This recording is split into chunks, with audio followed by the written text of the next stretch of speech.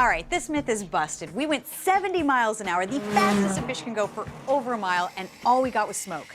And that was giving it the best possible chances of it working. But I'm still curious, can you set a reel on fire by just spinning it fast enough? I think it's time we replicate the results.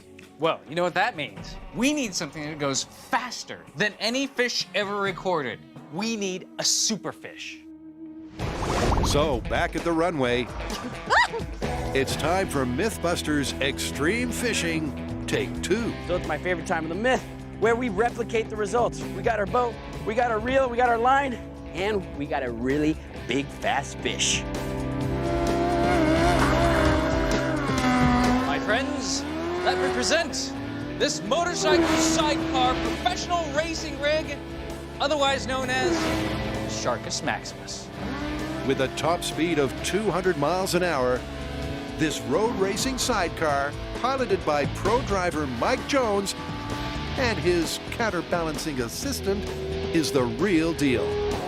But upping the speed of the fish isn't the only switcheroo. So far, we have exhausted everything, and we have not been able to get a reel to catch on fire. So we decided to switch to a more flammable lubricant, engine starting fluid. Now, this proved to be the most effective back at the shop. It is basically ether. It is very flammable, has a low ignition temperature. The only problem is it makes you dizzy and it evaporates quickly. But we're gonna see how this does on our fishing reel. And with that, All right, you're all hooked up. it's time for this finale to shape up or ship out. Ready to go fishing? I'm ready. Is the shark ready? Yeah. All right, here we go. Sharks away in 3, 2, 1, go! All right, putting the drag on. We're on 120, 245, 300. Get it on the drag. We're up to 470, 500, 600, Oh my 700. Oh my God. 700 degrees. Whoa! Whoa! Woohoo! Oh man! Wow! How much? We got up to 700 degrees, red hot. And we broke the line. We broke the line. Woo! Despite the daring duo hitting 140 miles an hour, the reel hitting 700 degrees, and Tori adding close to a cup of ether, there was still no ignition, which leaves just one thing left to try. More speed. And for that, Carrie's taking no chances. Carrie, don't you think that's a little overkill? Oh my God, right. that is Ready? hilarious.